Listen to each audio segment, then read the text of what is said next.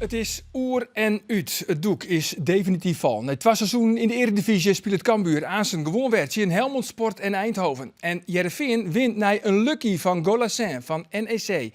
En staat op pole position voor de play-offs. Mijn naam is Arjen de Boer en dit is de sportcast van Omroep Friesland. En dan doorin komt het schot van Haaien en die gaat erin. Het is 1-0 voor Heerenveen. Het is Tom Haaien. Doelpunt in Nijmegen. En het is een doelpunt van NEC. Jullie houden het een doelpunt waar FC Utrecht op voorsprong komt. Het is Sander van der Streek. We winnen weer in Nijmegen, want er is scoort. En het is min nice van Heerenveen, want het is een doelpunt van NEC. Waar Utrecht opvalt, waar het 2-0 is. Het is comedy capers achterin. Beste jongen, de beste keeper worden. De best niet een voetballer. De best niet een technisch begaafde, noem het zien. En Doevikas zit de bal heel mooi binnen. Saroui voor Van Oorik, 2-2. 2-2 Heerenveen. Tahiri wipt hem. Golassin in 1 keer. Oh, hij zit erin. Hij zit erin. Golassin, wat een blunder van Jasper Sillissen. Die denkt dat die bal niet opgegeten. En Golassin, die bal die rond de Sammer in. Het is echt ongelooflijk.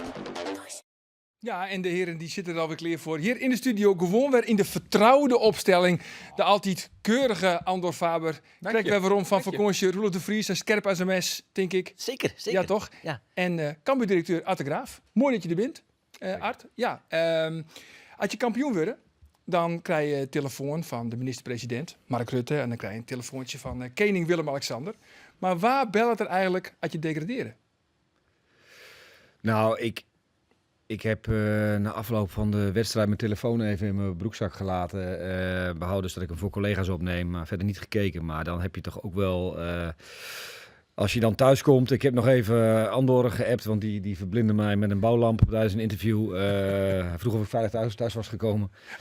Nee, maar serieus, dan heb je wel toch wel 100, 120 appjes van mensen die sterkte wensen. Heel veel collega's uit het voetbal, natuurlijk familie, vrienden, maar ook echt wel voetbalmensen die je ook feliciteren als je kampioen wordt. Maar in het voetbal hebben we allemaal alles al wel een keer meegemaakt. Hè? En iedereen voelt wel... wat je meemaakt als de collega's om je heen van andere clubs, die weten wel wat dit betekent. Die hebben dat of zelf meegemaakt of nou. Dus ja, best veel bericht. Ja, en wat wie nou het meest opmerkelijke berichtje, of het berichtje waarvan ze toch van dat had ik net verwachten, dat die mij appen zoeken. Ja, dat zijn er wel meer. Ik vond het mooi dat ik een berichtje kreeg van Hans-Martijn Ostendorp. Dat is de oud-directeur van de Graafschap, inmiddels weer burgemeester in Gelderland ergens. Die dan daar toch weg is en ook veel meer meegemaakt in die hele coronaperiode. Hè, in die toestand met die rechtszaak, dat hij de moeite neemt om even een berichtje te sturen. Justin Goedzee, oud-directeur van NAC. Ook alles meegemaakt bij NAC, al lang uit het voetbal, maar neemt toch de moeite om even een berichtje te sturen. Dat vind ik wel mooi. Ja. Nou, we zitten weer in de vertrouwde opstelling. Nou, Geert is er net. Ja, Geert is er net. Die missen we Geert is er toch net. al. Ja, die missen we. Wat dat betreft, heb je hem het nog maar min die, maar je hem 2 weekjes vakantie. Ja, eigenlijk wel, want Ja, Geert is gewoon Geert is weekenlang ja, voort. die zullen we gewoon een oral mannen net. Maar dat die was is een fijne vakantie. Ik ga heerlijk vakantie van Toscana 2 weken. Ben op mijn wedstrijdje van toch 3 weken Scandinavië, want het is net echt verkleurd. Nee, maar Ingen, al doch ik dezelfde vakantie als die, ik wil nooit zo bruin als die. Nee. En het was zo goed waar wie het ik nog net in Toscana. Oké. Wedstrijdje Op Mallorca was dat dus, Jan. Ja, zeker. En ik moet trouwens... Hoe weet het, hè? Ja, keurig. Ja. 24 graden. Ja, het wie echt Genot. stroom en zwembad. Dat wie eigenlijk constante keuze. Elke dag weer. Maar Vlien Wieke ziet hier Erik Enema op mijn plak. Nou, even complimenten Erik Enema. Keurig, uitstekend vervangen. Van de Monshuis. Nee, maar Oh. we litten het bij één keer. Oh, oké. We litten het bij één keer. Inhoudelijke, sterke podcast, zeker. Ja, toch? Ja. En toen Vlien Wieke ziet hier ook Maarten de Jong. Ja. En Wieberen de Boer, eindredacteur sport bij Omroep Friesland. En ja, misschien is dit al een beetje voor koffiepraat. We hebben een rubriek, een roddelrubriek. Misschien is het wel eens volgen. Maar Wieberen de Boer, eindredacteur sport, die zit hier ook aan tafel. Maar toen heeft een keer een pyjama gekregen, Roelof. Want daar wie toen praat van, hè, een Heerenveen pyjama. Toen hier is net een Heerenveen pyjama. En Heerenveen hier toen zei iets van... Waarom is er net een Heerenveen pyjama? Die had er alles om die om voor die een pyjama te regelen, maar Heerenveen logo erop. Maar klopt het dat Wieberen de Boer nou die pyjama heeft? Nee, dit zijn privézaken. Daar ken ik in die spraken hoe dan. Nee, oké, maar het klopt wel. Ik sliep nooit in ik sliep gewoon in een shirtje. Ik sliep nooit in een pyjama. En een collega, ik kan je naam nemen, die zei ik sliep altijd in een pyjama. Dus die collega sliep nou in die RV. En dat is? Nee, dat kijk ik dus net. Wie- de Boer. Mooi Art, dat is die inhoudelijkste voetbalpodcast van Friesland te gast. Maar ik verbaas me. Vorige keer dat ik hier zat, was het WK net begonnen. Toen ging het ook eerst 5 minuten over waar jullie allemaal heen gingen op vakantie. Dus volgens mij hebben jullie het zo slecht hier nog niet. Nee, toch? Oké, jongens, ter zake. Stellingen. Ben je er klaar voor Art? Zeker. Goed zo. Shorts Ulte. Oh nee, de eerste vraag is van Andor. Shorts Is het klaar voor Ulte. Goed, de klaar voor Andor? Ja. leuk. Shorts Ulte had gelijk als hij zei dat het verval Orelilien al inzet is. Ja. Roelof, ik heb altijd een vertrouwen hoorn in Antoine Golassin. Nee. Nee. Art, Oerenier speelt het Cambuur weer in de Eredivisie. Ja.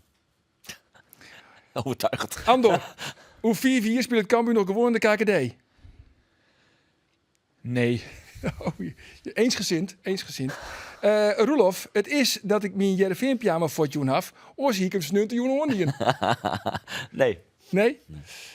En de laatste is weer voor Art. Ik steen voor de volle 100% achter de onstelling van Shorts Ulte. Ja. Ja, nooit twijfels hoor. Nee. Want er komt wel staat er gewoon heel iets meer kritiek. Dat verneem je merk, denk ik, bij de club. Natuurlijk. Dat is ook logisch als je het seizoen hebt doorgemaakt wat wij hebben doorgemaakt. En ook vanaf januari, waarin eigenlijk 2/3 van het seizoen gespeeld is. Of 20 wedstrijden. Dan denk ik dat het terecht is dat iedereen die daarbij betrokken is, dat die kritiek krijgt. En een trainer is de vooruitgeschoven post. Dat is in dit geval Sjors, die is daar ook bij betrokken. Dus dat je veel kritiek krijgt, ja, dat is logisch. Maar waarom is hij nog altijd de geschikte man van Cambuur? Ja, omdat ik zie hoe hij werkt, hoe hij zich voorbereidt, hoe hij met die groep bezig is. Hij heeft het niet gered. Hij heeft die groep niet op de rails gekregen, daar waar we het wilden hebben. Maar de manier van werken binnen de club, dat is denk ik hoe een moderne trainer moet werken. En wat dat betreft past het prima bij de club. Ik snap best dat er kritiek is. En als je veel verliest, dan gaan mensen zich aan alles irriteren van iemand, van jou of van mij of van Sjors, over hoe je praat of hoe je hand in je zak hebt of wat er ook speelt. Dat geloof ik ook allemaal wel. Maar inhoudelijk als trainer en hoe hij werkt, hoe ik hem intern zie functioneren, ja, kan ik daar niet zoveel van vinden. Nee, maar is die chemie er nog wel echt? Mijn publiek, mijn spelers, is die chemie er nog? Ja, het is altijd een lastig begrip natuurlijk, chemie. Ja, nou die vraag heb ik een aantal weken geleden aan Ulte gesteld. En die zei het van Wol. Die zullen het net ontkennen. Hij zal het ik net ontkennen. Maar die chemie met deze spelersgroep, die is er net. En dat is tegelijk is het Singelok, dat is een spelersgroep voor een heel groot pad voortgeeft na dit seizoen. Dat er een hele nieuwe spelersgroep komt, waarmee je wel iets opbouwen kennen. Want ja, hier deze spelersgroep voor een groot pad nog verstlijn. Ja, dan hier je misschien wel een oren trainerschap matten. Want er zijn een soort spelers van die staan eigenlijk net achter de werkwijze van Sjors Ulte. Die Neem eens wat namen. Nou ja, de kist ze wel uittellen. Jongens die op de bank kwamen binnen, die het minder spelen. Dus ja, de verneemt gewoon wat Ulte bijvoorbeeld van wedstrijd zei, van FC Twente om er wat om te helien, van Excelsior en wat dan in zijn wedstrijd, in zijn eerste helft er compleet zijn gestelde uitkomt. Nou, om dat soort dingen kun je zien dat ze net op één lijn zitten. En nou ja, die berichten die komen dan ook heel tijd wat meer door in zijn fase. Dus wat dat onbelangrijk is het Singelok, denk ik, dat de selectie van een heel groot pad voor je naar dit seizoen. Ja, het is soms ook net van, je hebt minder wedstrijden, je hebt hele slechte wedstrijden, maar jongen, het is soms ook wel heel slecht. Hè? Oudoen een sneurtje in FC Utrecht ook weer. Nou, de eerste fase voor mij, maar ja, Ze voetballen hier leuk mooi, maar het hichtepunt eigenlijk van de eerste helft, wie een parkeerde auto achter de Noordtribune die van de motor nog draaide. ja, dat klopt. Voetbal is er redelijk mij, maar dan als er een zintreffer valt, dan is het gebeurd. Dan zakken het als een kaartenhoer zien elkaar. Ja, en het liep soms wel rugby, want die bal die mooi net naar voren. Nou, dat ben ik net maar niet eens. Nee. Rugby is, dan zit je de bal heel heeg en 4 voor u, toch? Nou ja, maar... Gebeurt je net. Maar ik denk dat, ik snap wat je bedoelt, want ik zie die wedstrijden ook. Twente uit was verschrikkelijk. Maar ook afgelopen zaterdag zie je de ballon is leeg. En ik denk, goed, dat er een knakmoment geweest is. En dat was, denk ik, Excelsior uit. Waarin je toch uit een iets betere fase kwam. Goede wedstrijd in Alkmaar. Gewonnen van Go Ahead. Verloren van PSV. En AZ ziet er nog bij. Ja. En dan ga je toch naar Excelsior met het gevoel van, ja, hier moet het gebeuren. En dan pikken we aan en dan klappen we erover. Want daarna was, Emmen. denk ik, Emmen. Ja. En dan gaat dat in Rotterdam zo falikant fout. Ja, dan krijg je deze fase waarin je met een leeggelopen ballon die wedstrijden speelt. Ja,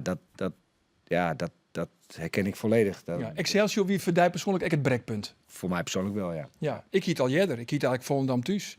Hè, dan denk je laat je op en je hebt daarna je trainer. En dan binnen 10 minuten sta je met 2-0 achter, komt een dubbele wissel. En uiteindelijk ga je er met 3-0 konsleers af. Ik hiet eigenlijk al Orly Lien. Maar toen is het eigenlijk al misgang, toch? Vanaf dat moment. Het moment dat na de winterstop Orly Lien Cambuur eigenlijk net meer, geen resultaten meer hellen nauwelijks. Ja, maar dat benadrukt George Ulte ek hield niet. Die zei van het verval is al volle jedder inzetten. En dat zei Sto eigenlijk ook, Andor. Hè? George Ulte had gelijk dat hij zei dat het verval Orly Lien al inzet is. Wat vies Sto ervan eigenlijk, Art? Ja, ik denk dat dat zo is. Daar ben je zelf bij. Dus dan is de vraag, hoe kan dat? Nou ja, zeker. Maar dan meet je het af aan die eerste seizoenshelft, waarin we natuurlijk voor Cambuur-begrippen ook wel ongelooflijk gepresteerd hebben. Exceptioneel. Ja. En daarna exceptioneel slecht. Ja, nou ja, daarna is er ook veel gebeurd binnen de club. Hè. Ik bedoel nogmaals, ik wil niet, in sport moet je niet altijd over excuses hebben, maar je mag wel over de omstandigheden hebben. Er is best veel gebeurd. Zeker. En daar hebben we echt weinig meer gewonnen. Die groep heeft veel meegemaakt. Hè. De baas was er niet meer, in dit geval Henk. Ja, dan glipt het wel een beetje door je vingers. Maar uiteindelijk word je 9e. Op de laatste speeldag door een goede overwinning. Maar ik ben het met je eens, vanaf die winterstop is het minder gegaan. En dat probeer je in de zomer te repareren. Henk weer terug. Ja, daar zijn we totaal niet in geslaagd. En ja, we hebben... Maar nu hoor ik alleen het excuus Henk. Nee, zeker niet. Nee, zeker dat niet. hoor ik nu alleen. Nee, zeker maar niet. wat is Ik er nog probeer meer? even te duiden waarom het in die winter... nou ja, ik denk dat als je naar Cambuur kijkt in dit stadion... dan is budget 1. En met het 17e budget hoef je echt geen 17e te worden. Want we zijn ook 9e geworden met dat budget. Maar de club Cambuur die in de eredivisie speelt... en zich daar wil handhaven... daar moeten echt eigenlijk alle kwartjes de goede kant op vallen. En het moet heel veel kloppen. Het gaat tussen 13 en 18 is niet zo heel groot, hè, Groningen. Maar kijk maar naar de historie van de club. Als wij erin willen blijven, moet er veel kloppen. En er heeft te weinig geklopt dit jaar. En daar is het budget een onderdeel van. Daar is Henk een onderdeel van. Daar is de aandacht en de bouw voor het nieuwe stadion een onderdeel van. Het is net even wat te veel geweest. En er is gewoon heel veel verkeerd gevallen. Dat is een absoluut een feit. Ja, dus een combinatie van factoren, waardoor we het gewoon, conclusie gewoon ook heel slecht gedaan hebben. Even weer waarom naar George Ulte, want die benadrukt altijd, of heel vaak in elk geval de laatste weekend, dat het verval, of dat het een stadige deerwest heeft. Hij zei zelf, hij broekte de metafoor dat eigenlijk al oral hier het hoers in de fik stiet en dat er geen één brandweerman best had die te blussen kon. Even hier naar George Ulte. Zolang voetbal bestaat, is er één iemand die de schuld heeft bij nederlagen en dat is de trainer. We hebben het er vaker over gehad. Het gaat 1,5 jaar lang heel slecht met de club. We hebben het al gisteren een langzame dood van 1,5 jaar genoemd. Ja, dan kan je best degene de schuld geven die 5 maanden is. Maar het zet denk ik veel over het denkniveau van de mensen die zo'n simpele conclusie trekken. Want ja, als je dat op die manier wil oplossen, hou je hetzelfde probleem. Ja, doet dat je dan nog wat of kun je dat bij je neerleggen? Nee, je weet in de voetballerij dat het zo werkt. En dan ben je heel kritisch op elkaar, naar jezelf toe. Vooral op mensen die er verstand van hebben, die meekijken, die binnen de club veel dingen zien, maar ook buiten de club. En dan kan je kritisch genoeg zijn. Maar dat de buitenwereld net heel simpel zegt, het gaat niet goed. Dan is de huidige trainer de schuldige. Ja, zo simpel is voetbal. Ja, heel eerlijk, hè? Ik vind het eigenlijk net zo chic. Altijd wiezen, nooit verliezen. Hij kwam in november en hij wist wat hij onbegon. Hij had wekenlang de tijd om hem te rieden op de tweede seizoenshelft. Hij wist hoe het Cambuur er vast hier. Hij krijgt al je nieuwe spelers. Maar Björn Johnson, maar voor Rienstra, maar hier. Hij krijgt het gewoon net op een rit. Eigenlijk kun je ook zeggen van, jammer Ulte, maar hij heeft er niks van bakt. Nou ja, je zendt deze quote. Ik heb niet alles gezien, maar ik heb hem ook horen zeggen. Ik ben er gewoon niet in geslaagd om van deze ploeg een ploeg te maken die zich veilig heeft kunnen spelen en heeft kunnen gaan knokken. Dus volgens mij zijn er ook een aantal quotes van hem uit te zenden waarin hij dat wel erkent. Die nuance is ja, volgens mij. Ja, maar hij hield iets van, jongens, onder Henk de Jong hier het ook al net goed. Ja, laten we de Oostersievers erbij pakken. Van de eerste keer dat Henk de Jong ophoort, zit Cambuur joggende door je mooi aan Europees voetbal. En de tweede keer dat Henk de Jong ophoort, dan steen je hem gewoon 15e. Ja, ik heb het gevoel bij Ulte luidt het altijd door een oor. Ja, nou ja, ik denk dat je die quotes allemaal kan uitzenden. Ik denk ook dat hij daarin probeert zichzelf in enige mate te beschermen. En dat begrijp ik ook. Maar er zijn genoeg momenten te vinden waarin hij ook zegt, ja, ik heb dat zelf ook niet voor elkaar gekregen. En dat is volgens mij ook een feit.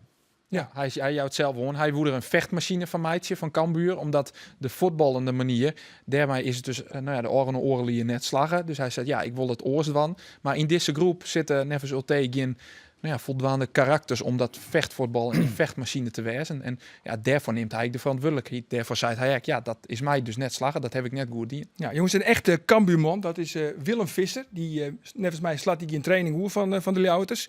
Jarenlang supporter van de club, hing het nou onder de telefoon. Dag Willem. Ja, goedemiddag. Goedemiddag. Ziet je snunt in het stadion? Ja, uiteraard. Ja. Wat vond je ervan?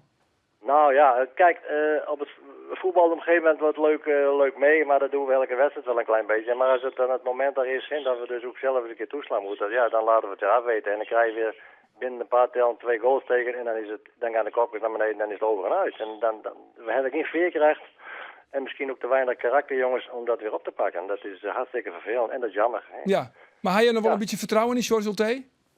Nou ja, goed, die man die wordt die werd hier ook mee opgezadeld, hè? Dat snap ik best. Kijk, Henk is een people manager, dat weten we allemaal, hè? Die kent de boel op een andere manier aan de gang brengen. George is meer een docent, vind ik zelf, hè? Hij doet het echt niet verkeerd, maar doet zijn stinkende best, is altijd aanwezig en ook heel toegankelijk wel. Hij zit ook wel eens bij onszelf en hij legt ook wel dingen wel uit, daar gaat het niet om. Maar ik zou niet alleen hem daar de schuld van geven, dat vind ik een beetje kort door de bocht. Ja, trainers hebben het altijd in van wedstrijden, hebben het altijd over aanknopingspunten. Wie zijn er aanknopingspunten in van de wedstrijd in FC Utrecht? Dat kan ik dus niet ontdekken. Maar goed, even op terug te komen. Toen Cambuur ging naar Spanje toe en toen hebben we ook een gesprekje voor de tijd met hem gehad van... Ik zei, is het niet verstandig om gelijk wat spelers mee te nemen? En nee, hij zei, ik wil eerst de selectie goed bekijken. Ja, ik zei, maar je hebt Cambuur al 4 wedstrijden gezien, dus je weet al wat voor vlees je in de kuip hebt. En dat is voor mij, ben we daar niet toepastend in geweest. En dat is ook met het hele elftal. We hebben niet doorgeselecteerd en dat zou meneer De Graaf ook toe moeten geven. Dat is niet gebeurd. En dan zitten we een beetje met een elftal waar de rek uit is. Hè? Je ziet het aan Liverpool, aan al die ploegen die allemaal jaren aan de top gestaan hebben. Cambuur heeft 3-4 jaren prima voetbal gespeeld, leuk aantrekkelijk voetbal. Hè? Maar op een gegeven moment is de veerkracht eruit. Ik loop vanaf 1964 kom ik bij Cambuur. En dan zie je verschillende types spelers. En Roesnak en Ritsmaier en noem ze maar op. En Macrini. Dat waren jongens die konden een elftal naar een hoger niveau tillen. En die zie ik er nog niet bij. Hoedemakers is 3 klassen minder dan vorig jaar. En dat kan de jong die Cambuur niks aan doen. Nee, dat is nog een keer een verdomme feit. Hoe maakt het nou, Willem van Zimmer? Want ik weet, jou bent een soort in het zuiden van de provincie. Ja. Daar ben ik aardig wat Jereveen-fans. Maar ja, daar ren je ook wel. Maar je Cambuur-jekje en de Cambuur-vlag, hoe komt dat? Ja, mijn vrouw gaat altijd met onder bescherming aan, dus dan ben ik niet te houden. Zeg maar, wij zitten tevoren altijd op een camping en dan gaan we wel naar Balktaar met boodschappen te helden en dan heb ik ook wel eens mijn Cambuur-trainingspak Jan en mijn Cambuur-vlag hangt in de top en dan fietsen ze er langs en dan zegt kerst dat ding wat verbranden, jongen. En dan fietsen ze deur en dat soort dingen krijg je dus. Hè. Dus ik heb vrijdag aan misschien fut, dan heb ik elke dag spreekuur de eerste weken. Dat is nog een keer zo. Ja. Nou, sterkte Willem, sterkte. Ja. Oké. Trainingsjasje vooral aanhouden. Zo wordt het doet me wel zeer, eerlijk waar. Dat is duidelijk. Dankjewel Willem, dat is even aan de telefoon komen voerst. Ja, doen we. Oké. Hoi. En dat wie eigenlijk de volgende. Wat is nou het wichtigste wat er misging is bij Cambuur dit seizoen? Willem, supporter in hart en nieren, die zei van Jim Hien gewoon jeder trots selecteren mappen. Had hij gelijk? Ja, ik denk het wel. Dat gezegd hebbende is dat natuurlijk ook een lastige opgave. Waarbij je hebt een aantal spelers die gewoon onder contract staan. Ook een aantal belangrijke spelers zoals Mees Hoedemakers. Waarvan je de hoop en verwachting hebt dat hij dan nog weer 10% beter wordt. En ons daarmee nog een jaar handhaving kan opleveren. Ja, dat is duidelijk niet gebeurd. En dan kan je zeggen, op die plek hadden we, of op andere plek hadden we door moeten selecteren. Maar ja, die jongens zijn ook niet vertrokken. Daar is ook geen aanbieding op geweest. Hebben we niet kunnen verkopen. Dan ben je net naar op Ziekwest. Toch? Voor een keeper. Nou ja, we stonden daar wel voor open, maar er is gewoon geen concrete aanbieding voor gekomen. Soms wel voorgesorteerd door bijvoorbeeld Daniel van Kaam te halen. Maar ja, je hebt met een bepaalde groep te maken. En als die jongens er zijn, dan moet je daarmee doen. We hebben met Isaac Calon een jongen verloren. Dat is een groot verlies geweest. Dat hebben we getracht op te lossen met Sylvester van der Water. Daar was natuurlijk in het beginsel ook wel enige enthousiasme over en positiviteit dat zo'n jongen voor Cambuur gekozen heeft. Alleen dat is er echt niet uitgekomen. Nee, terwijl dat wel een vervanger had kunnen zijn die het ook heeft laten zien bij Heracles en bij Almere. Dat je denkt, dat is voor onze begrippen wel aan de bovenkant. Ja, want we hier misschien al een hege verwachting, jongens. Cambuur 2.0 met Bert van der Brink erbij. Zit daar net het grootste probleem. Zodat een Van der Water, dat is dan een individueel geval. Dus hij had wel wat kosten natuurlijk. In combinatie met Bert van der Brink, die daar geïnvesteerd had. Dat is dan wel extra zoer. Maar dat een individuele speler die ik ongelukkig net presteert of net levert, dat kan dan nog gebeuren. Maar je ziet wel een tendens. Dus van die jongens die in de winterkamer binnen, maar van Kaam voor redelijk positief. Dan haak ik denk ik qua spelers die onlutsten binnen, haak het wel een beetje hoorn. Oftewel de vraag is, zit het probleem bij Cambuur net vooral in de scouting, maar daar net beter in investeerd worden? Zeker. Dat is natuurlijk een aantal. We komen uit een aantal hele goede jaren. Hè. We zijn een paar jaar eerste geworden in de KKD. We zijn een jaar 9e geworden, even los van hoe het jaar tot stand gekomen is. Er zijn een aantal dingen heel goed gegaan. Ja. Waarbij altijd wel gezegd is, we moeten dat voetbalbedrijf moeten we echt mee aan de slag. En dat staat ook wel te gebeuren. Anderzijds, ja, je bent ook wel, zie je, wat we hier doen is een ei keuren is makkelijker dan een ei leggen. Hè? Dus dat ei leggen met het budget wat je hebt is best ingewikkeld. Ik vind dat het mooi, want dat is echt van de metaforen. Ja, maar dan maak je soms iets heel duidelijk mee. Dat snapt iedereen. Snap het nou. Snap ik zelf de mensen ook. Ik heb nooit een eyeline. Dus, maar toen het ei boyline werd, toen dacht ik al, dit is net een smakelijk ei. Ligt dat eens toe. Nou ja, omdat die combinatie met Henk en Fouke, dat ziet al spanning op. En hoe dat er nou ontwikkelen gaat, dat is een beetje koe in de kont kijken. Kun je toch ook wel een beetje stellen. Ik bedoel, hoe Fouke Boy hier om het begin van het seizoen bij u in de podcast hier, toen dacht ik, nou ja. Ik weet net, Hestem Vreed bij RTV Utrecht zien. Daar zie je het Fouke Boy aan tafel. En daar kreeg ik toch vooral het idee dat het een heel soort ding lei. De club had eerst met het stadion de wedstrijd. Te min bij de voetbalkant. Van der Belt, die had op 1 september een stap waarom die in als TD, als technisch directeur. Dat is net communiceerd. Er waren een heel soort... Maar hem neem ik om, maar net naar Boetenta bedoel. Net naar Boetenta, nee precies. Okay. Net om naar Boetenta helderheid te scheppen. En Boy zei dat het net on hem vregen is om die taken oer te nemen. Hoe just die, verklarings is, maar die Boy had voor de Ik heb het niet gezien. Ik heb het niet gezien, dus ik doe het nu met jouw woorden. Maar ja, als het seizoen eindigt zoals het nu eindigt, dan krijg je natuurlijk ook wel dit soort afdronken. We hebben best goed en duidelijk met elkaar gecommuniceerd intern. Dat gaat natuurlijk niet altijd zoals ieder dat wil of hoe het gaat, maar daar is best over gesproken. En we hebben volgens mij ook binnen alle mogelijkheden goed opgelost. Wat jij overigens net zegt, ben ik het niet met je eens, want je hoeft niet elkaars beste vriend te zijn om bij elkaar op de verjaardag te komen om goed te functioneren. Henk en Fouke hebben vanaf 2019 in het hele team uitstekend samengewerkt. Sterker nog, dat heeft de beste jaren in de clubgeschiedenis opgeleverd. Dus, maar hoe kan het dan toch dat Fouke Boy hier zit en aan alle kanten uitstraalt en eigenlijk ik wil meer of meer site dat die relatie met Henk net goed is en dat hij achter elke BM een vijand zegt en dat hij net dat het idee hier dat zijn takkomst eigenlijk al versluit, dat hij net bij Cambuur lie. Hoe kan dat dan? Ja, dat herken ik niet. Als hij dat tegen jou gezegd heeft, dan dat had hij hier in de podcast dan moet je hem nevens mij wie er vooral een soort onduidelijk hoe zien takkomst. Ja. Hij zei ik denk net zozeer de relatie tussen hem en Henk de Jong. Dat had hij net al hier in de podcast zijn. Nee, maar dat is wel zo toch het laatste.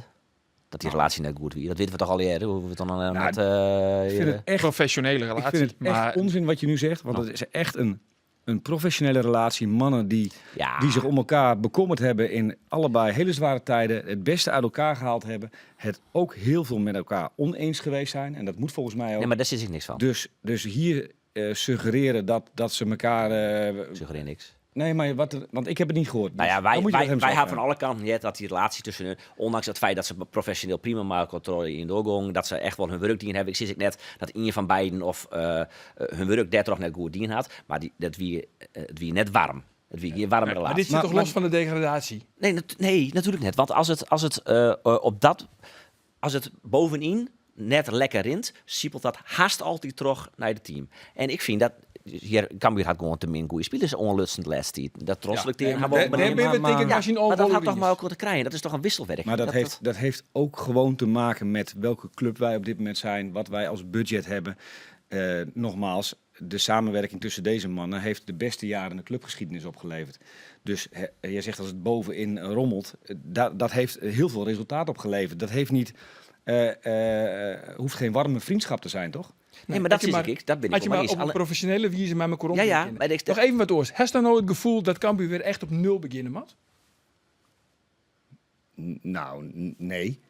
Nee? Hoe bedoel je dat? Nou ja, nou weer degraderen. Je werkt je ergens naar daar, dan komt daar een stadion. Je werkt je met een bepaalde begrutting. Dat is denk ik de grootste frustratie voor ons ook. We hebben in 2019 een plan gemaakt om richting het nieuwe stadion een eredivisiewaardige selectie te hebben. Toe te werken naar promotie. Te promoveren bij de overstap of net gepromoveerd te zijn. Net maar hoe je het wil afstemmen of wil benoemen. En dat is gewoon falikant mislukt. De promotie is gelukt in 2 etappes. Maar het stadion is niet gelukt. En om Cambuur een grotere kans te geven om stabiel in de Eredivisie te spelen, moeten en zullen we in dat nieuwe stadion gaan spelen en ons budget vergroten. Anders blijf je in deze situatie zitten. En dat is niets nieuws. Dat is eind jaren 90 gebeurd. Dat is in de begin deze eeuw gebeurd. Dat is in 2016 gebeurd en nu weer. Dat gebeurt niet voor niks. Dat zit in deze club. Dus wij zullen echt moeten veranderen en moeten groeien om, als we de stap omhoog weer maken, om er ook echt in te kunnen blijven. Want als we dit Cambuur blijven, ja, dan zal het nooit langer dan 2, een keer maximaal 3 jaar duren. En dan ga je weer. Dan is het niet de vraag of het fout gaat, maar wanneer het fout gaat. En natuurlijk, dat ligt aan de speler die je haalt. Dat ligt aan... Er zijn heel veel dingen fout gegaan. Daar hoeven we niet omheen. Hoeven geen excuses voor te bedenken. Maar het is ook wel gelegen in het feit, ja, de club die wij zijn. En als er daaromheen dan nog dingen gebeuren die je eigenlijk niet kan gebruiken. Lees een trainer die omvalt. Of een stadionbouw. Ja, maar dan klinkt het wel een beetje van, nou ja, ik ben helemaal in die verhaal mooi. Dus als een club als Cambuur, maar de mogelijkheden die hem hebben en het stadion waar je nou in zitten, eens een keer degradeert, is net zo heel raar. Want die mogelijkheden in vergelijking met de clubs om hem heen hebben, binnen net heel volle oors en Santje in de begrutting, dat snap ik wel. Maar dan zorg ik nou van, oké, nou ja, daar haast al onjoen, het onderzoek van de spelers is net helemaal goed gegaan. Wat is er dan verder nog misgegaan? En daar mis ik dan wel een beetje de zelfkritiek, dat ik denk van, nou ja, helemaal niet. Want jij dat nou nog net? Dat vind ik ook het gevaar als je vraagt van, ja, wat zijn er allemaal voor dingen? Er zijn heel veel dingen gebeurd.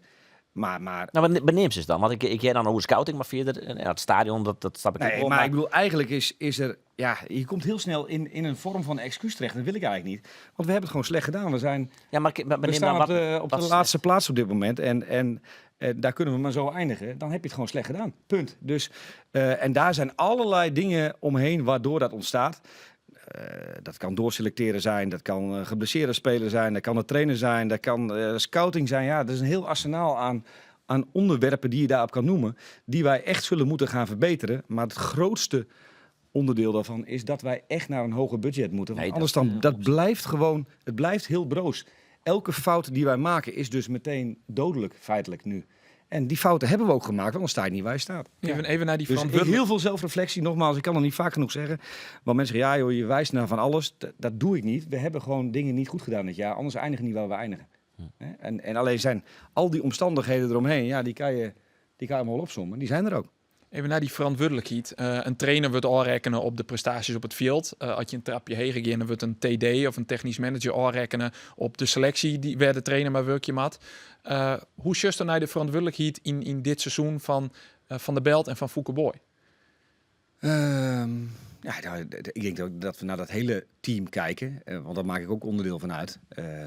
Dat we daar niet gepresteerd hebben op dit onderdeel. Ik bedoel, ja, je kan zeggen gefaald. Maar hoe groot had de rol van de Belt West en hoe groot had de rol van Fouke Boy West? Ja, want wie doet wat ik? Om een voorbeeld te nemen, waar u dat interview van Oran de Vreed bij RTV Utrecht, waarin Boy net volslijnen verantwoordelijkheid neemt voor de selectie Big Leagues wielst. Ja, je bent een technisch manager. Dan ben je volgens mij voor een heel groot pad verantwoordelijk voor de geerstelling van die selectie. Ja, dus je kan dan wel die verantwoordelijkheid afschouwen. En hij neemt ook wel een deel van de verantwoordelijkheid. Maar daar had hij natuurlijk een hele grote rol in. Natuurlijk. En datzelfde hield in mijn optiek. Ondanks dat Van der Belt vanaf in september net meer formeel technisch directeur is. Die had er natuurlijk ook een grote rol in spelen. Zeker. Nee, maar die heeft de verantwoordelijkheid vanuit de directie. En dat is natuurlijk in al die jaren altijd een driehoekje geweest. Fouke, Gerald, Henk. In combinatie met het voetbal eromheen. Dus ja, de directieverantwoordelijkheid ligt bij Gerald. Maar ja, verder de samenstelling, het hele technische verhaal. Ja, natuurlijk heeft Fouke daar een hele belangrijke rol in gespeeld als technisch manager. Ja, kan je niet omheen. Nee. Dus ja, Goed, ik denk, want er valt een stilte. Een Socratische stilte. Ja, ik weet niet wat voor antwoord je naar op zoek bent, maar volgens mij is het toch hartstikke duidelijk welke titel iemand heeft en wat voor... Dat vind ik dus echt. Alleen verantwoordelijkheid lijkt gewoon bij de voetbal. haat wel spelen. Dat zelf toch tegen oorzoeken. Maar ik wie benijd hoe stoot. Nou, ik heb het niet gehoord, dus ik kan niet helemaal duiden wat hij gezegd heeft. snap Ja. Het is tijd voor... Praat bij de koffieautomaat. Ja, liet ik dan maar uitraapje, want ik heb net echt een ja, daar komt natuurlijk correct uit Zeist. We praat met al je directeuren. Is er nog wat leuks jet bij de koffie? Vast wel. Nou ja, daar spelen een hoop dossiers. Hè, wat allemaal, je kan het wel meelezen. Discussie rondom het nieuwe mediacontract. Ja, maar dat is allemaal saai. Je Maar bent gewoon even iets... Het gaat om 200 miljoen. Ja, dat is wel saai. Je bent dan net uitkomen, hè? Nee, volgens mij er moet een besluit genomen worden wat weer over een hele periode gaat voor alle Zie je clubs. hier? Ja, bijvoorbeeld 10 jaar.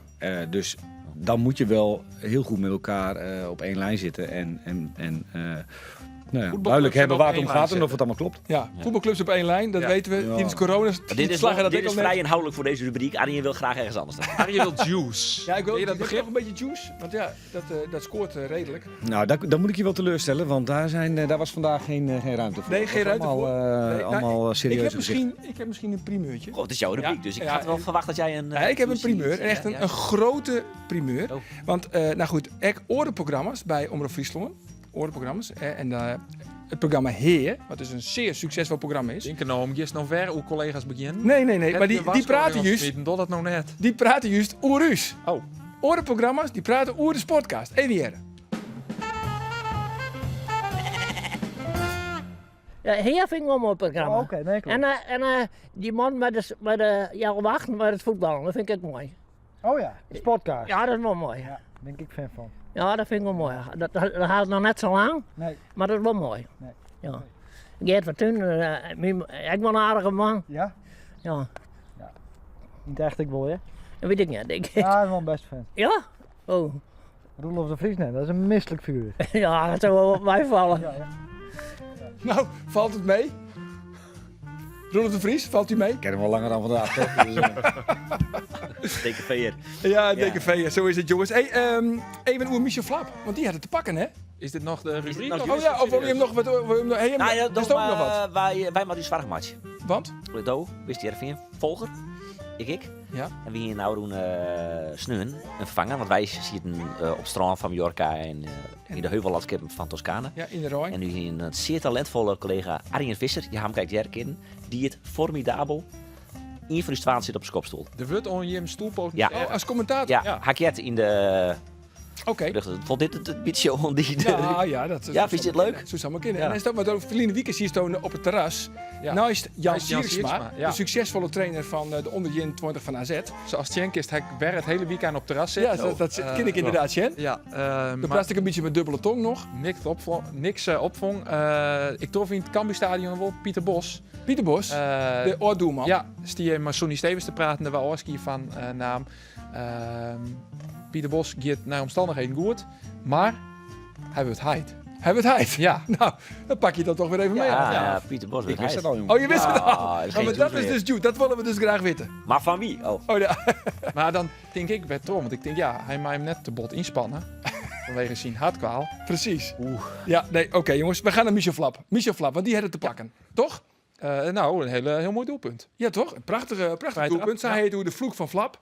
En zij heet er in één keer 3 doelpunten. Dat is Lieke Volle als de topscorer bij Cambuur. Welke wie mooi? Die Nee, van dat is Haaien net of die hier, van want Flap? Johnson heeft de Fjouwer scoort. Oh, ja? Ja. Johnson Fjouwer? Ik toch 3. Maar als Johnson Fjouwer De heeft. topscorer van Cambuur het Fjouwer. Oké, dan heeft hij Lieke Volle doelpunt maken als hoedemakers. Want die heeft de 3 dan. Ja, dat klopt. Ja, toch? Ja, oké. Maar goed, wat is er mis mooi? Ja, de prachtig doelpunt van Flap. Ja, wat was dat is? Nou, Hij skeert hem heel mooi in. dat de Nog een vloek van assist. Flap opheven is. Ja, nou, wat is er? De vloek van Flap is opheven. Hij heeft met Twente de play-off zien. En misschien ik wel net, want misschien hel ze nog direct pleitsing. Maar hij doet goed. Ja, nou zo zou je maar weer de ketchup-theorie. 1 keer scoren en dan komt het los. En dat is weer een mooi brechtje. Nee, Antoine Golassin. Want ja, die scoort nou echt 1 keer een onvallen die in mooi zijn eerste doelpunt maakt. Wat zou je dat trouwens? Nou, dat ik net zo heel veel spelen. Nee. En vooral de laatste weekend kan je eigenlijk helemaal met een spelen in tuin. Op het begin van het seizoen mocht hij er wel eens wat meer invallen. Maar... Echt een spitsengoal, hè? Ja. Oh, Sillissen. Oei. Ja. Heb je hem wel gezien? Ik heb hem gezien. Ja. Zo is het een Bosco Blommen sturen als je bij Heerenveen, de baas van Heerenveen wierst? Even een Als ze de play-offs hellen, skiën wel, ja. Ja, bedankt je naar Sillissen. Hoe is het mogelijk? Hè, dat hij, ik vind, Sillissen, hij zit er wel emotioneel heel heeg in. Hè? Die wedstrijd, hij hier 2 aardige reddingen. Beste reddingen. Wow. Op die vrije trap. Ja, vrije trap van Tom Haaien en een keer de scrimmage voor de goal. Ja, ik vond eigenlijk in beide gevallen dat ze haast recht op hem kwamen. En dat hij zich beide hem moest. Maar goed. Ja, en toen werd helemaal juichen. En dat ietsje minder mag ook wel. Ik vond het een beetje dreun. En dan gaat die goal er ik in. Hij zit er zo raar in, had ik het idee op een of andere manier. Ja, maar dat is wel te juichen, denk ik, bij de strijdwa. Ja, pyjama. Nee, dat pyjama hoor.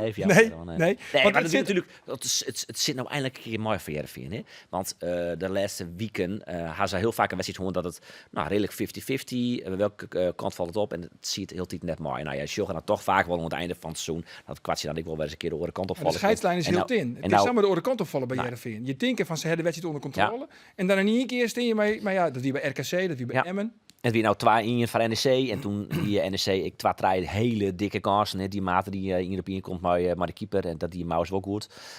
En dan, ja, maar hij is uiteindelijk een beetje geluk natuurlijk. Net geluk dat het 2-2 was. Want ik vond het speel wel terecht. Maar dat het 2-3 wordt, dat ze die wees toch pakken.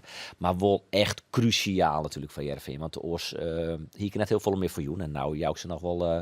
de ontlading wie ik rut. Dat is mooi wat jij zegt, want ik bedoel, dat zou je wel even zeggen. Ja, dat is ook weer zo'n argument. Maar jij zit heerlijk in de bank in je pyjama Jasper Sillissen te becommentariëren. En daar verwacht je ook heel veel van. Dat mag denk ik ook, keeper van het Nederlands elftal. Kijk ook naar onze eigen ploeg, maar dat geldt eigenlijk voor alle topsporters. Ja, er zit ook op die jongens, het zijn gewoon jonge jongens en mensen, of ervaren jongens, maakt niet uit. Maar daar zit heel veel druk op. En wij... verwachten, we gaan zitten en het is druk op de knop en je moet leveren. En dat moet je ook, want daar word je voor betaald. Je moet presteren. Maar ja, vergis je niet onder hoeveel druk soms die jongens presteren. En ook dingen in hun leven meemaken, in de club of privé, wat invloed kan hebben op het spel van een jongen. Kijk even naar onze eigen groep. Ja, daar komt ook druk bij kijken. Hè. Je zei net van ja, je staat na 9 minuten Volendam met 2-0 achter. Daar kan Sjors Ulte echt niks aan doen. In de zin van, ja, daar zit spanning op. Dat gaat gewoon fout in de eerste 10 minuten. Dat is ook druk. Nou, ik sluit niet uit dat er bij Sillissen ook wat speelt. Waardoor die toch niet goed in zijn vel zit. Of dat kan maar zo. Ja. Maar wat speelde er dan bij Joao Virginia? Ja, dat weet ik niet. Elke die speler wil heel vaak de flater in. Nee, maar elke speler zal individueel zijn dingen hebben en fouten maken. Even los van dat niet alles met druk te maken heeft. Maar ik wil maar even benoemen hoe makkelijk we het er af en toe over hebben. Ja, en iemand even... Nou, wij hebben natuurlijk hier op tafel wel een bepaalde verantwoordelijkheid om net echt dat mag ook. van dik hout zaag met planken. Nee, maar juist, ik hoor de kant op. Net iedereen maar te fileren. Omdat, je bedoel wel meestal fouten maken wordt. Ja. En toch vind ik dat Brett Minema op een goal maakt bij Cambuur de laatste 3 wedstrijden. Want Ruiter had het net Shanley te kennen. Die al een weekend weer gigantisch de mist in. Nou, Jedde het Ulte ook weer twijfelen om Virginia er weer op te zetten van Ruiter. Maar die zit nou alweer in Engeland. Virginia, ja, die is blessurerekker, dus die is waarom naar Everton. Die speelt het net meer dit seizoen. Brett Minema lijkt nog vast. Jongen uit de eigen jeugd, doet het bij de beloften heel goed. Penalty killer. Nou ja, dit ben in mijn optiek wedstrijd bij uitstek om hem een kans te aan en om te zien dat hij dit niveau onkent. Want ja, waar weet hij de voor volgend seizoen ook wel wat om? Als het ware doelman. Want je had de eerste doelman had zo goed als binnen, toch? Yannick van Os. Jij zegt het. Ja, toch? En jij kan het bevestigen? Er wordt zeker niet. Er wordt hard gewerkt aan de groep voor komend seizoen. Daar is Etienne volop mee aan de slag achter de coulissen. Want Etienne, ik heb hem al een paar keer appt en een paar keer vregen ik van kom nou eens een keer in die sportcast. Weet hij net hoe grut dit podium is? Nee, maar de volgorde weet is dat hij... de volgorde is hij is in dienst bij een andere club. Daar zat een hoop druk op de ketel om te promoveren. Dat is inmiddels gelukt. Ze zullen nog kampioen willen worden. En dan zullen wij ook snel naar een presentatiemoment gaan van Etienne op de club. Dus dan kan je hem interviewen. En ik kan me voorstellen dat hij dan ook een keer aansluit. Dit enorme grote podium. Dat zal ik hem ook zeker adviseren. Maar wel even in de juiste volgorde. Ja. Maar goed, even waarom naar Yannick van Os, de doelman. Die transfervrij komt van Fortuna Sittard. Die komt toch gewoon uit de koker van George Ulte. Maar jij stelt nu allerlei dingen in één zin voor mij die ik hier absoluut niet ga bevestigen. Want ik weet niet of het zo is. Nou, dan ga ik even naar de overbuurman. Dat is het ooit bevestig je? Ze bent Wannemeij van Os. Die had al een toons die in Real het West. Ulte had hem onderhoren in het plakje aan litten waar het naar je stadion komt. Wacht even. Klopt dat? Andor is beter op de hoogte dan ik, denk ik. Maar dan wist ze net dat hij al in het stadion was wie je. Ik weet van niks. Nou, bij deze. Je weet het wel, maar je wilt het niet zeggen. Dat is wat anders, hè? Natuurlijk zijn we bezig met spelers en praten we met spelers. En is een keeper als Yannick van Os zou voor Cambuur een hele interessante speler kunnen zijn. Zo wordt met veel meer spelers gesproken. En kijk naar wie is er beschikbaar, wat past in ons budget. Ja, dat is allemaal heel ingewikkeld even deze week. En toch ben je daar volop mee bezig.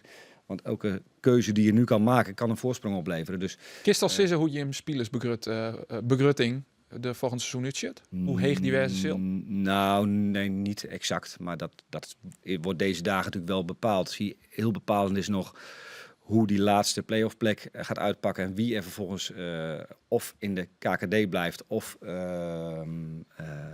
Qua televisie degradeert, ja. Dus bijvoorbeeld een Almere City, dat zo positief is als die promoveren, want die hebben een legere ranking.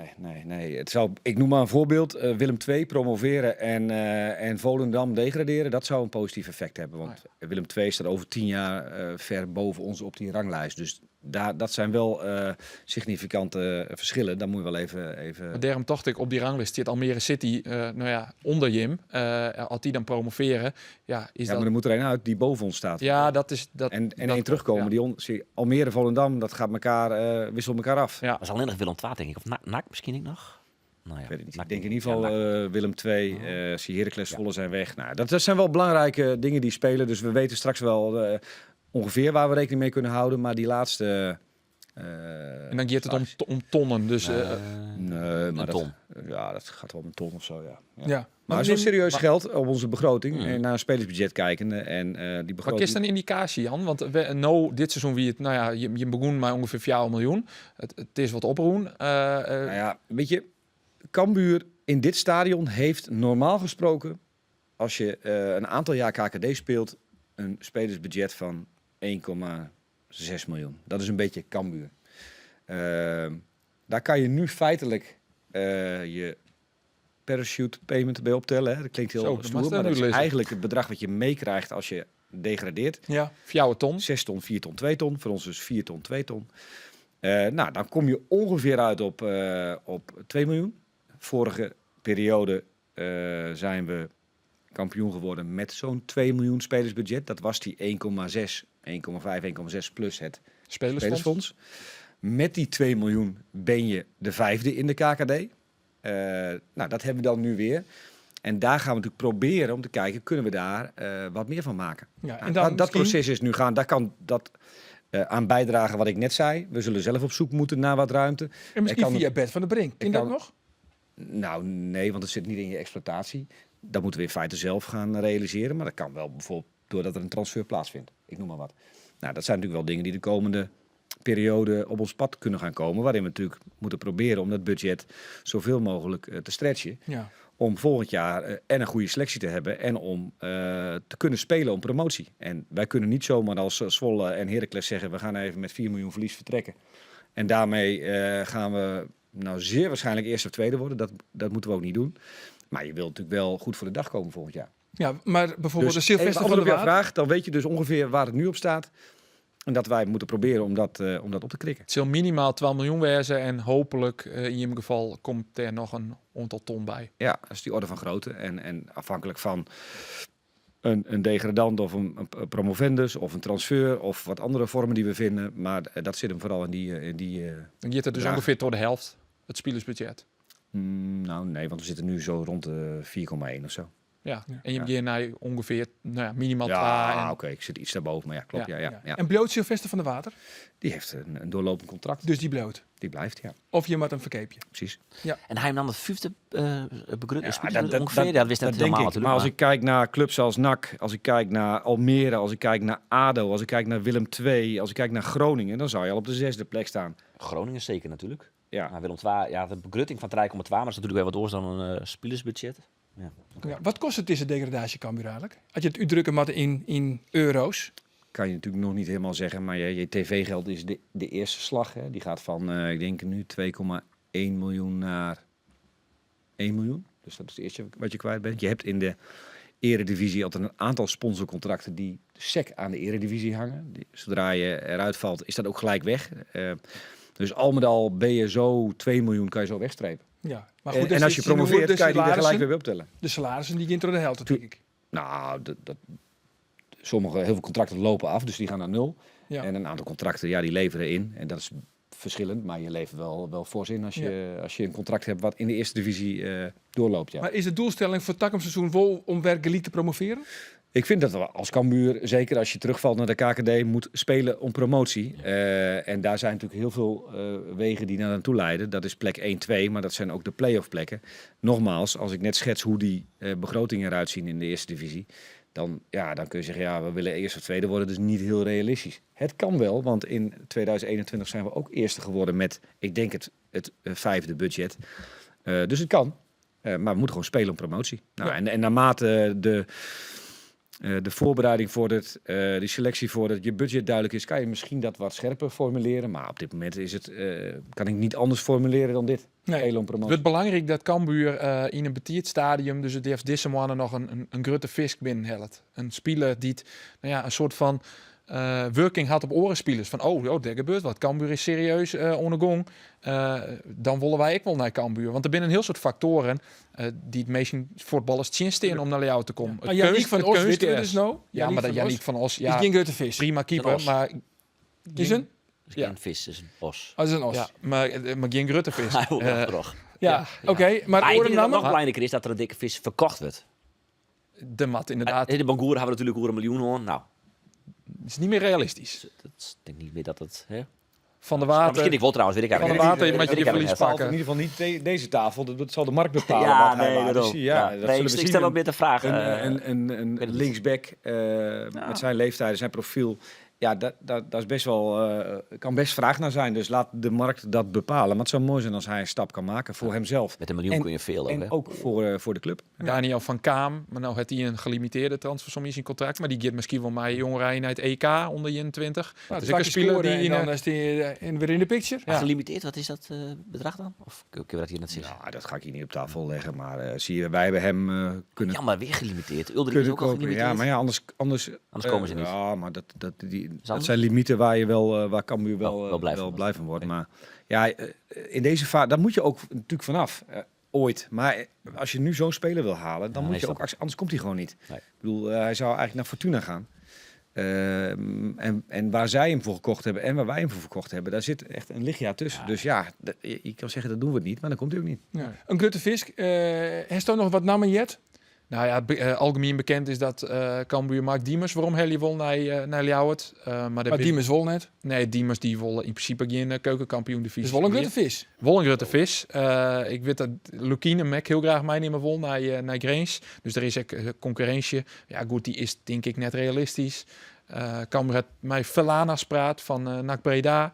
Om die eventueel te hellien. Die vind ik goed. Op een goal hebben ze Van Os op een korrel. Maar ik Brandenhorst is een hele interessante speler. Alleen die wil dan ook weer in de Eredivisie spelen. Dit zijn al die namen waarvan ik denk dat Kisto al je bevestig je. Nou, het zijn allemaal namen die interessant kunnen zijn. En het zijn ook namen waarvan je op voorhand al weet dat die niet zomaar naar Cambuur gaan Ja, komen. Diemers komt niet natuurlijk. Nee, Diemers Savisa net, dat weten we. Ja. Nee, Diemers de komt kans is het, tenzij dat er dan echt geen orenclub is, dat die denkt van, nou ja, wist dan ik lekker, hij went het in jou hier zien zijn carrière afsluiten. Is er meer naam? Dat vind ik altijd leuk. Verlana's. Nou, ik vond Ja, ja. dit, Van, Nee, van ja, jouw maar naam. toch nog meer namen nemen hoor. Dus nee, dit, altijd leuk. dit vond ik al heel wat. Ja, Ja, vond ik respect. ook. Ja. Heel- we gaan even naar Jereveen, want Jereveen Nou. wint dus. En play-offs, daar heeft altijd zo'n Jereveen. Die helle de play-offs, hè? Nee. Oh, dat is net zo. Nee, dat zou ik toch altijd. Ik Ja. zou het hele seizoen 50-50 zijn. En het is nou nog... Stel me die vraag nou nog eens. Ja, helle Jereveen de play-offs. Nou, ik denk dat 50-50 is. Echt weer nog Ja. steeds? Ja. Maar ze zitten toch op pole position? Nee, het zit RKC. Nou ja, goed, twakketuus. Domme vraag weer. RKC zit toch achtste? Jereveen Ja, op zit jochende. doelsaldo. Dan is Op zit doelsaldo. Jereveen toch net op pole position. Valt het maar die op op hard doelsaldo. hoe uitsprutsen Roelof hoe Cambuur is en dat het hoe Jereveen is, dat hij heel voorzichtig 50-50. Een beetje omheen staan, hè? Ja. Nou, ik wil... Maar wees blij dat hij net eens in Jereveen hier op tafel Jereveen zit. had maar echt mazzel hè, dat ze woen had van NEC. Dat zie je echt mooi. En ik vind het matig momenteel. Ik vind Van Hooydonk is natuurlijk top. Ik kan misschien wel topscorer worden van de Eredivisie. Sarowiwi eindelijk weer eens een keer echt goed. Hè, want die had even een beetje flitse fase. Maar goed, is natuurlijk een goede voetballer. Maar Van Haaien- Hooydonk vies toch top, want we hebben ook wel een paar keer zijn hier op Ja, tafel. momenteel is hij top. Dus dat, Ja. maar Maar dus voetballen brengt hij toch altijd te weinig. De rest begin je toch altijd door. Dat hebben nou, nee, begin ik net altijd door, maar dat hebben we wel zijn inderdaad. Ik vond Haaien heel sterk. Die vind ik laatst ik werd wel een goede fase. Maar verder vind ik het eigenlijk vies te wollen 5 6 bij Jereveen momenteel. Dat is voldoende. Toch? 6 Die wel. kijk, de campusupporter 5 is online, onvoldoende. die joeg een 5. Met de 5 degradeerde dus blijkbaar. Ja, met de nou 5 ja, degradeerde. ik vond Keulen en Tahiri jou doen sneun. Ik wil best wel goed. Tahiri hier trouwens een heerlijke assist hè, op die goal van Colossijn. Dat schiet me een beetje onder, omdat die fout van Sillis natuurlijk meer aandacht kregen. Maar dat was echt wel een goede assist. Maar Tahiri moet dat volle meer leveren. En ik begin me heel meer te erg in om Van Amersfoort en Simon Olsen.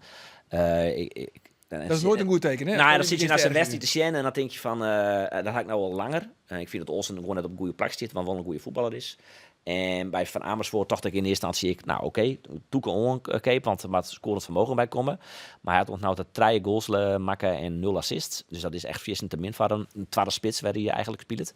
Ja, hij speelt eigenlijk in de spits. Hè. Het is geen middenvelder. Want we tochten van, hij zal wel een soort beweging houden op het middenveld, hè, van box to box. Maar hij zit eigenlijk naast Sidney van Hooijdonk. Haast wel, ja, niet altijd. Maar het is een beetje fjouwe twa. Hij zit misschien draaien in, misschien. Of fjouwe twa. Ja. Maar Maar hij- Jere van de hij- Ouwer in wie elke niet wel echt uit te schroeven hè, bij Heerenveen. De spelers en Kees van Wonderen. Dit weten we hier naar Kees van Wonderen. We laten NOC 3 punten achter ons. Dus we doen nog volop mee en we gaan naar 41 punten. We hebben nog 3 mooie wedstrijden te gaan. En je zag aan de blijdschap na afloop van de spelers, wat ze delen met de geweldige grote aanhang supporters die ons weer steunen vandaag. Dat wel ook iets doet met de spelers en dat ze heel graag willen vechten voor die 8e plaats. Ja, eventjes Kees van Wonderen. Want helpt hij eigenlijk wel het maximale uit deze selectie? Ik denk het krekt wol. Krekt wol? De wol iets Is dat meer wat aan de op milde maar- kant? En dat voor de vastzitter van de fanclub. Ja. Dit zei het wat. Ja, ik denk dat Kees van Wonderen echt een goede trainer is. Dat hebben we hier al meerdere kind zijn. Alleen nog, Maar de vraag is, helpt hij het maximale uit de selectie? Ja, ik denk het wel. Ik denk als Heerenveen 8e of 9e eindigt einde dit seizoen, dan is dat heel logisch. Kom op, met deze selectie met Heerenveen toch gewoon Toch de minimaal play-offs. play-offs. hebben. Ik vind Dus ik met je wel 8e eindig je. Ja, nou dat is ik dus. Nee, Nee, dus 8e, 8e of 9e. Ja, nou ja. Jongen, play-offs, hè? Nee, maar daarom zeg ik 8e of 9e, omdat ze ongeveer het 8e of 9e budget van de Eredivisie hebben. Dus dan vind ik het logisch dat ze dat hellen. En dan kun je nog, dan mag je weer afrekenen van oké, helpt hij dan het maximale eruit? Ja, dat is misschien zonde. Ik zie dan helpt er iets meer eruit dan dat de spelersbegroting in taal lid. Daarom twijfel ik een beetje hoe die vraag. En ja, goed, ik ben natuurlijk geen voetbaltrainer, maar ik vind die Olsen daar op rechts hingen en samen. Maar ik denk dat ik een beetje een neergreep is, omdat ze net echt iets oors hebben daar. Nee. En Nudelien nog net. Nou ja, had Is ik wel een echte Jos Boer. Ja, nee, had Die ik ben ik nog achterom West, Nunnely. had in het begin ik leveren, maar nou altijd iets net. Dus ja, het stelt een beetje teleur laatst. Ja, waarom kwam Nunnely net naar Cambuur? Weet ik eigenlijk zo niet. Kwam uit een blessure. Weet ik eigenlijk niet. Waarom die keuze niet gemaakt is. Met hem gesproken. Is toen weer even uit beeld geraakt. En leiding ging volgens mij op proef bij Heerenveen. Eerst een paar weken. Ja, een paar weken nek. Meerdere. Zelf ook wel de ambitie, hij zelf volgens mij, om wat hoger in te stappen. Maar er was ook wel twijfel over, kan die spelen, is die fit? Daarom denk ik ook die proefperiode bij Heerenveen. Maar, Ja, precies. En er wie nog wat spul, hè? Tussen Tom Haaien en Sidney van Hooijdonk. Ja, waar Waar niet, een vrije trap niet meer mocht. Ja, voor Hoornik had een eigenlijk dikwijls zijn dat het een beetje lelijk uitzag. En dat hij daar wel een beetje speed van hier. En ze wilden een vrije trap nemen. Hij hier er al in insketten. En een beetje vanuit dezelfde En afstand moest hij nog weer innemen. Ja, dus dan lijkt het mij logisch dat hij hem neemt. Dat hij voor mij afspraken oer dat ik wil Haaien en nog 1 of 2 spelers beslissen waar stuks wat vrije trappen en penalties nemen. Dus ja, hij is daar een van de spelers die daar leadend in is. Maar het grappige is wel dat die 2 ben echt vreun. Dus je bent oude Tom Haaien en Sidney van Hooijdonk. je bent in de winterstop als die 2 nog naar Zuid-Afrika op vakantie geweest. De Krugerparken zijn leuk, weet ik veel wat. En dan vind ik het wel mooi dat die 2 vreun dan gewoon op veel steen gewoon ruzie te maken over die sambaltje neemt. Ach, dat ik al net te serieus nemen is gewoon mooi. Ja, nou ja, het is haast een onderwerp voor koffiepraat. Art, als laatste, waar is dan nou het meest teleurgesteld over? Ja, dat we het gewoon niet voor elkaar gekregen hebben. Hoe we het voor ogen hadden. Promoveren en vervolgens als eredivisieclub dat nieuwe stadion instappen. Dat we die aanhechting niet hebben kunnen maken. Dus 1, sportief gewoon slecht gedaan dit seizoen en terecht gedegradeerd. En 2, dat het stadion niet klaar is. Daar kunnen we misschien niet alles aan doen, hè? Want dat is ook ingewikkeld. Ik ben heel blij dat ze begonnen zijn met bouwen. Want als je weet hoeveel projecten op dit moment worden stilgelegd of überhaupt niet gestart worden, moeten we dat ook gewoon koesteren. Dus dat is wat meer buiten onze invloedssfeer. Maar ja, dat hele proces en dat hele project wat we eigenlijk opgestart zijn, die aanhechting hebben we niet kunnen maken. Dus dat is mislukt. En dat vind ik, dat is doodzonde. Maar we staan niet op 0, wat je net zei. We gaan weer verder. En ik vind ook dat vanaf... de jongens zijn vandaag vrij. Morgen moet de kop weer omhoog. Ook op de club, ook op de kantoren. We hebben een geweldig laatste seizoen in dit oude stadion voor ons. Daar moeten we elke wedstrijd van genieten volgend jaar dat we hier spelen. Goed afscheid van nemen. Dan moet een goede ploeg komen te staan. En dan ligt er gewoon een geweldige toekomst voor Cambuur.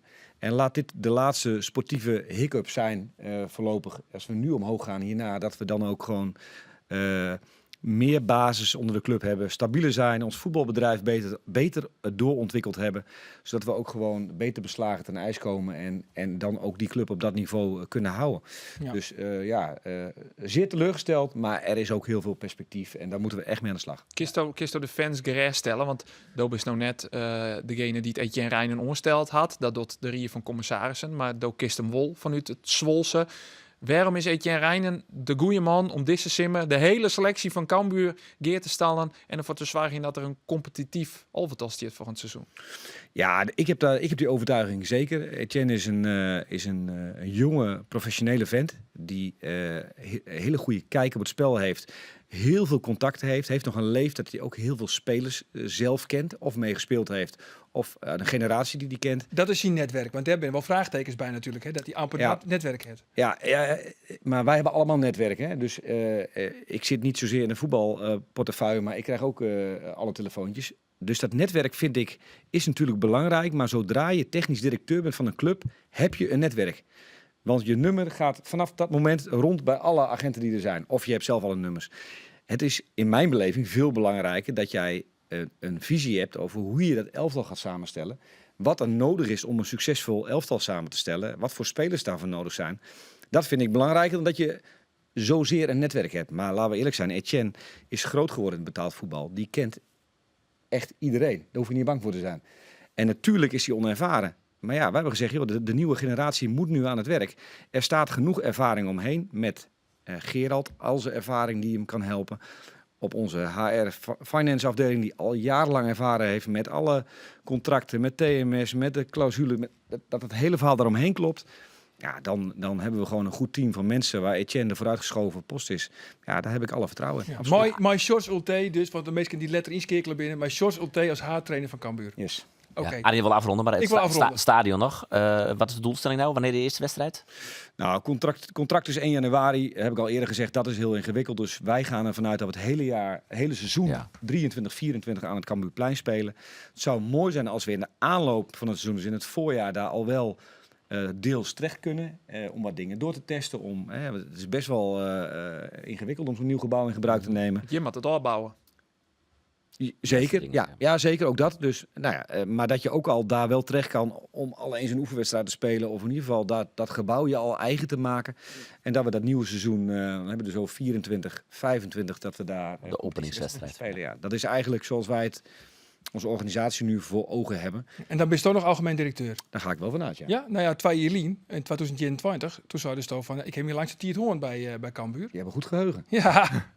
En bovendien... En het contract van onbepaalde tijd, op een gegeven moment, waarom? Zei het na tot 2024? Nee, dat is dus allemaal niet waar. Dat is voor mij ook net. Ja, voor mij wel, toch? Nee, we hebben gewoon wel afgesproken met elkaar dat we dit project met elkaar zouden afmaken. En een soort van verbond gesloten van jongens, laten we dit zelf afmaken. Dat heeft niks met het contract te maken, maar meer van joh, zullen we dit samen aangaan zo? En dat is nog steeds het plan. Goed zo. Etienne Rijnen, Sjors Ulte, Artegraaf, die zwaag je ervoor voor weer een mooi seizoen. Ik heb als laatste nog een overdenking. En daar komen we niet meer op terug. Dus je moet gewoon een antwoord geven en we komen er niet meer op terug. Komt-ie. Willem II, NAC Breda, De Graafschap, Groningen, Almere City, Emmen of Cambuur. Waar wordt het takkumseizoen kampioen? Tja, Willem II. Willem II. Oké, dan noteren we dat. vind het toch een beetje een domper op dit Het is wel de meest realistische. Ja? Ken je het? Nou ja, Cambuur? ik mocht er niet op terugkomen, doe ik dan toch. Maar ja, ik bedoel, Groningen is misschien de meest. verwachtingsmanagement begint hier. Dus als ik net zeg, met alle cijfers die er op tafel liggen... en ik ga dan doodleuk roepen, wie wordt de kampioen? Cambuur, dan ga ik alweer een verwachting wekken die we... Ja, ik hoop dat het gebeurt, maar het is niet realistisch. Nee, oké. Cambuur net. En ik ben het niet vaak met Roelof eens, maar nu wel. Dit is het meest realistisch. Willem II wordt kampioen van de KKD. Tierentank, dat is de Wieris, de Art de Graaf, algemeen gedaan. directeur bij Cambuur. Roelof en Andor, mooi dat je hem direct weer een nijweekend, dan ben we er weer. Maar weer een nieuwe sportcast. Om dan, dag.